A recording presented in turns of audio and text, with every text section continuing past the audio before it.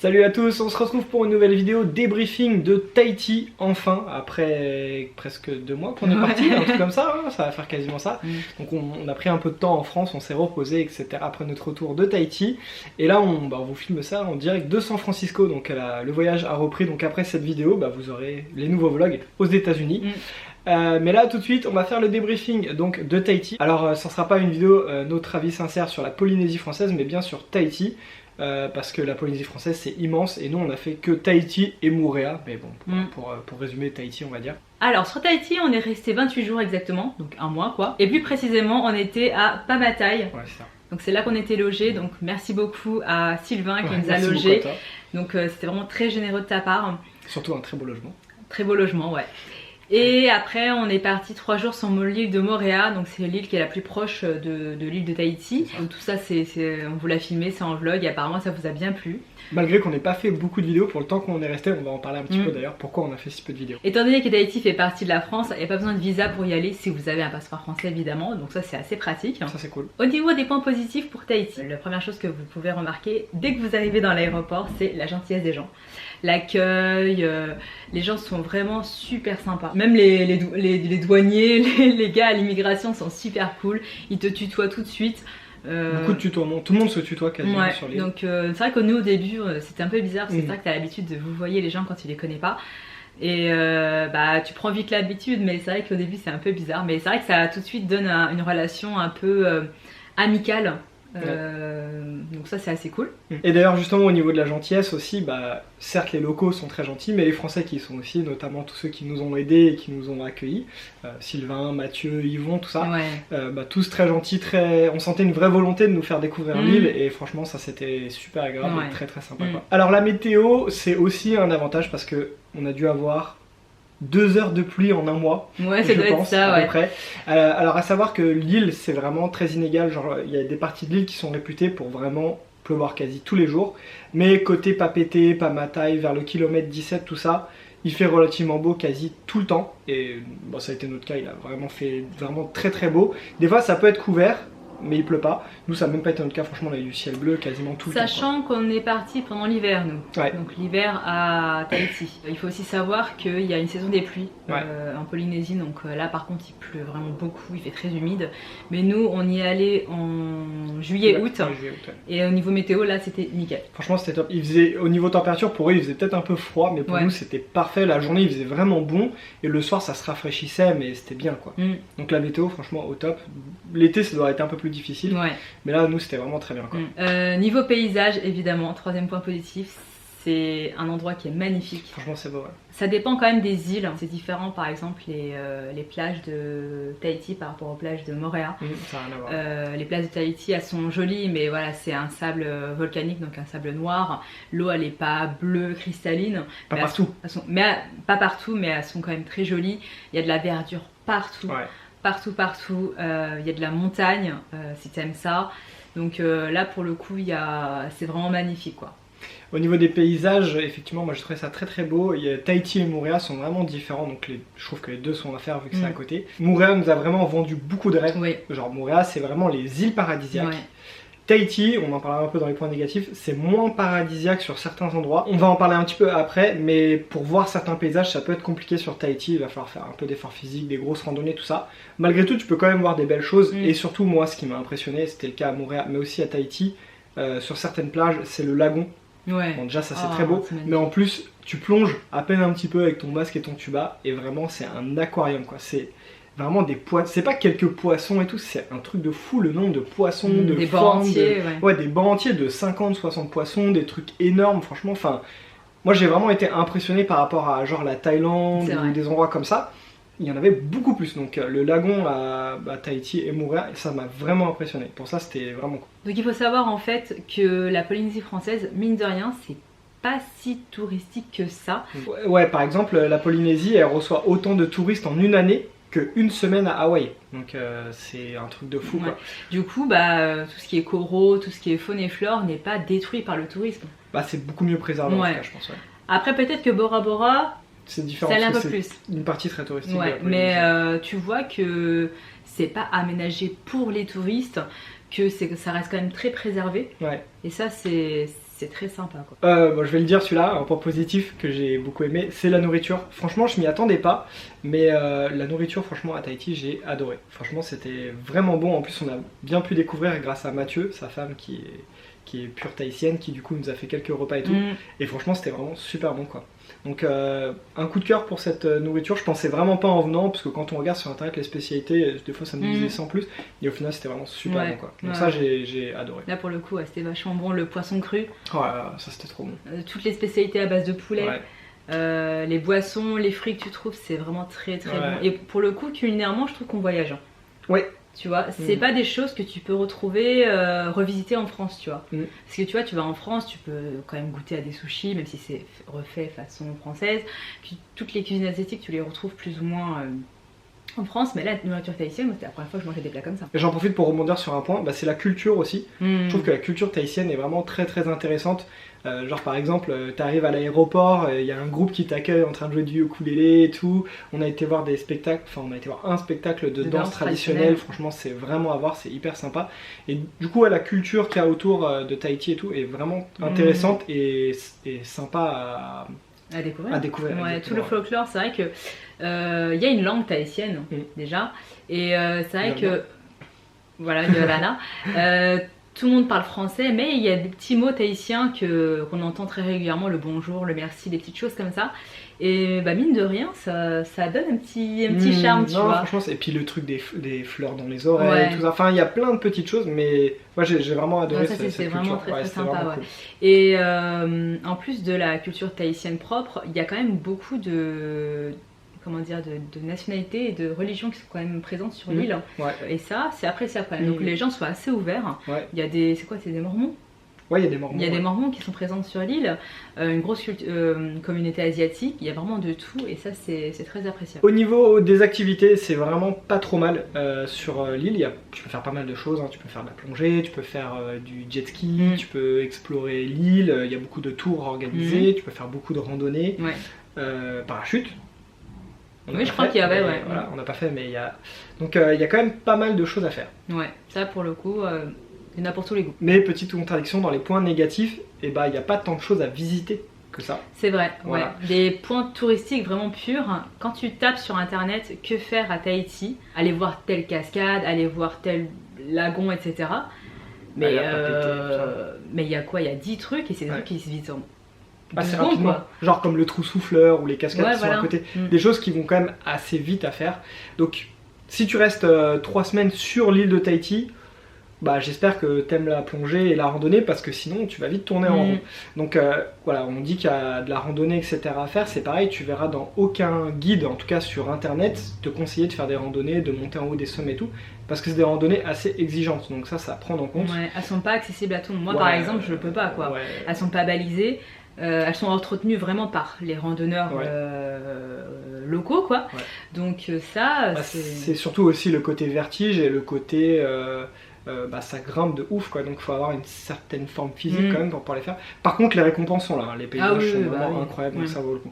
On continue du coup sur le point négatif. Tahiti, la Polynésie française, c'est quand même très loin de tout. C'est en plein milieu du Pacifique. Les pays les plus proches, c'est soit l'Australie, donc t'es quand même à 10 heures de vol. Les États-Unis, pareil, à 10 heures de vol à l'est. Bah du coup, parce que c'est une île, en termes d'achat, de courses, d'achat de nourriture, pour aller faire tes courses, c'est extrêmement cher parce que tout est importé. Mais du coup, il faut prendre en compte ce point-là quand tu viens à Tahiti, parce qu'il faut quand même un bon budget course. Tu peux manger au restaurant, mais pareil, c'est un budget aussi. Les logements aussi, du coup, comme c'est une île, il n'y a pas 1,5 milliard de places, surtout que Tahiti, en plein milieu, il y a un volcan, donc fatalement, tu vas pas habiter en haut du volcan.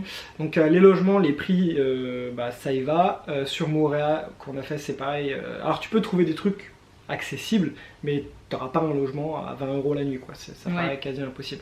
Un autre budget à prévoir si tu veux profiter, donc comme on l'a dit, Tahiti, ça vaut pas le coup de rester 3 semaines sur cette île, donc il faut bouger dans la Polynésie, et ça coûte extrêmement cher aussi, parce que du coup ils ont un peu un monopole sur les vols, les compagnies, tout ça. Donc pour aller à Moorea, pas trop. Ça allait, tu en as pour 20-30 € par personne en ferry, et c'est à 45 minutes. Par contre, on avait regardé Bora Bora, c'est à 50 minutes de vol de Tahiti, donc c'est à côté, mais c'est 350 € par personne quand on y était, tu vois. Donc ça calme Carrément. C'est pour ça qu'on l'a pas fait d'ailleurs. Donc voilà, si tu veux faire Tahiti et surtout en profiter, aller un peu dans la Polynésie ou même aller aux îles Fidji, tout ça qui sont à côté, bah il faut vraiment prévoir un budget quoi. Un autre point qui rejoint le fait que Tahiti et la Polynésie c'est loin de tout, c'est que comme je disais, les pays les plus proches sont à un minimum 10 heures de vol. Donc si toi tu viens de France, bah, pour aller en Polynésie française, il faut que tu prévois un minimum de 1 mois de vacances quoi. Ouais, oui, il faut pas venir pour une semaine. Ou au moins 3 semaines. Ouais. Parce que entre la durée de vol, depuis la France c'est un bon 24 heures de vol, entre le décalage horaire, hein, déjà pour t'en remettre, bah là tu vas pas en Polynésie pour une semaine. Il y a 12 heures de décalage avec la France. Ouais, et puis le temps de tout visiter, toutes les îles et tout, ouais, il te faut au moins je pense 3 semaines de vacances. Du coup c'est pas une destination qui est accessible à tout le monde. Donc en termes de budget et en termes de temps, voilà, c'est un pays qui est un peu difficile d'accès quand même. C'est pour ça qu'on a profité de cette année, on a eu des occasions vraiment uniques et on s'est dit c'est maintenant ou jamais quoi. Voilà, parce qu'on n'était pas très loin, parce qu'on était en Australie donc on en a profité. Mais c'est vrai que depuis la France, le retour il était dur. Pour se déplacer sur Tahiti, c'est plutôt simple, mais il faut un moyen de locomotion. Donc nous on a eu Yvon qui nous a prêté son scooter, parce que pareil la location d'un scooter pour un mois ou quelque chose comme ça, c'est relativement très cher. Ouais, scooter ou voiture. Hein. Ouais, scooter ou voiture, même si je pense que le scooter c'est pas trop mal, ça permet d'éviter les embouteillages, tu te gares facilement, etc. Après sur l'île c'est assez simple, de toute façon il n'y a pas énormément de routes, tu peux pas trop te perdre, puis bah le GPS hors ligne fonctionne sans problème. On n'a pas essayé les bus locaux, mais visiblement de ce qu'on a lu et de ce qu'on nous a dit, tu peux le faire, hein, mais c'est pas la solution la plus pratique. Ouais, parce que c'est très à l'arrache, ils sont pas géolocalisés, t'as pas d'horaire précis, le chauffeur de bus commence à tourner et puis t'as pas vraiment d'arrêt où tu sais qu'à cette heure-là il va arriver quoi. C'est vraiment en fonction de la circulation et puis il n'y en a pas beaucoup. On a vu la gueule des bus, ça donne pas trop envie. Ouais, ils sont assez rustiques. Très vieillots, ouais. Et donc là, je pense que la meilleure solution c'est le scooter ou la voiture, mais fatalement c'est encore un coup quoi. Ouais, parce qu'à vélo tu fais vraiment que des petites distances, parce que mine de rien l'île, même si elle est en soi petite, faut quand même faire des kilomètres pour visiter quoi. Genre par exemple de là nous on était logés, rien que pour aller à Papeete il y a quand même un bon 10 km et du coup ça te fait 20 km aller-retour. Bon ça peut vite être relou quoi. À Tahiti vous vous en doutez c'est un climat tropical, du coup il y a pas mal d'insectes on va dire. Ça va, il n'y en a pas non plus des masses et des masses, mais il y a une chose qu'on retrouve énormément, c'est les moustiques. Je me suis fait dévorer systématiquement à chaque fois que je sortais. Si jamais on oubliait de mettre de l'anti-moustique, t'en mettais pas partout, tu te faisais dévorer. Et encore nous on était en hiver, hein, donc je pense que c'est pas la période de Noël plus. Et en plus de ça, là-bas il y a la dengue et le virus Zika qui circulent. C'est surtout ça. Ouais, donc voilà, moi ça me faisait un peu flipper quand même, ça aurait été un peu dommage de passer une semaine au lit à cause de ça.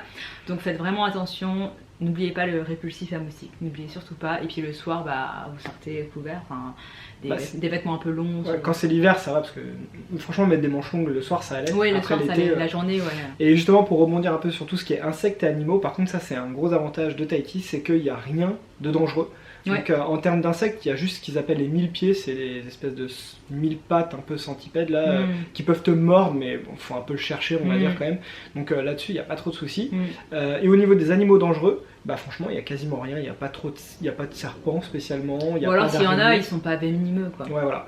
L'animal le plus dangereux sur Tahiti, c'est le chien errant. Il y en a partout, c'est horrible. Moi qui cours, franchement, ça m'a vraiment saoulé. Je suis passé 2 ou 3 fois vraiment à ça de l'accident avec un chien. Donc, tu t'es même fait mort une fois? Ouais, je me suis fait pincer le mollet par un chien, mais bon, ça allait encore. Mais vraiment, il y a eu des fois, c'était très chaud. Donc voilà, les chiens, c'est un peu relou. Puis même, tu les vois au bord de la route, ils sont à moitié camés des fois. C'est un peu bizarre cette situation. Une fois, on était en scooter et il y avait un chien au bord de la route. On arrive sur un virage, il nous voyait de loin et en fait, d'un coup, il s'est mis à courir vers nous. Et il a essayé de nous mordre sur le scooter. Ouais, alors on était en scooter quoi. Et le problème en fait à Tahiti qui se pose en fait par rapport aux chiens, c'est que le contrôle, il y a des lois et des règles par rapport à ça, mais les gens ne les respectent pas. Les chiens sont pas stérilisés, ils sont pas tous vaccinés, ils n'ont pas de colis d'identification, etc. Et il y a énormément d'accidents quand même qui se passent. Hein, ouais. Surtout des accidents aussi parce que les chiens, ils dorment quasiment presque sur la route, quoi, au milieu de la route. Donc si tu fais pas attention le soir ou le matin, des fois ils dorment et faut faire gaffe à pas leur rentrer dedans, surtout en scoot. En voiture, bon c'est dommage pour le chien, mais par contre en scoot ça peut te faire tomber quoi. Un dernier point négatif de Tahiti qu'on n'a pas beaucoup rencontré cette année à part au Japon, C'était le seul. C'est internet, impossible d'avoir internet sur téléphone. C'est inaccessible. Les forfaits les moins chers, c'était genre 50 € pour le mois, mais t'avais 200 MO d'internet. Et après, quand tu voulais commencer à avoir quelque chose d'un peu illimité comme on peut avoir en France, fallait compter du 150 balles par mois, et encore t'avais 500 MO par jour, mais tous les jours, quoi. Super génial. Donc Free ne fonctionne pas, malgré que ce soit la France.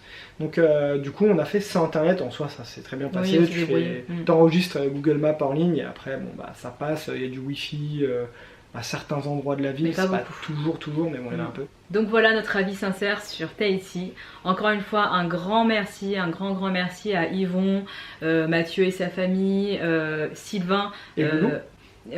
Papa et Loulou et papa et Loulou, je sais plus, de nous avoir aidés. Et puis au-delà de l'aspect financier, vraiment les rencontres qu'on a fait avec eux, les moments passés avec eux étaient vraiment géniaux.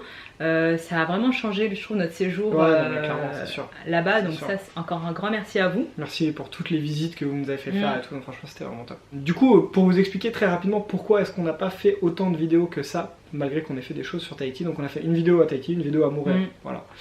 Et bah tout simplement parce qu'on en a profité aussi pour beaucoup se reposer. C'est-à-dire que je pense que les peut-être 4-5 premiers jours déjà qu'on était sur Tahiti, on n'est pas énormément sorti, on s'est beaucoup reposé. On a vraiment récupéré de tous les mois d'avant, parce qu'on était posé dans un logement, donc ça a fait plaisir. Et après, bah, on a partagé aussi, bah, comme on vient de le dire, beaucoup de moments avec Mathieu, sa famille, etc. Et bah, on n'a pas toujours eu envie de prendre la caméra, on préférait partager ces moments avec eux. Et du coup, bah, fatalement, on n'a pas pu vous filmer certaines petites activités ou journées même qu'on a pu faire avec eux. Donc bon, c'est pas bien grave, vous nous en voulez pas, on vous a montré l'essentiel.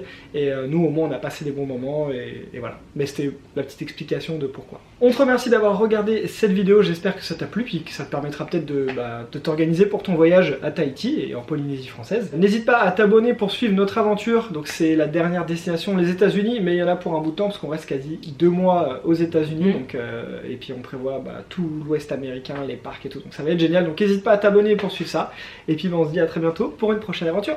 Salut, ciao!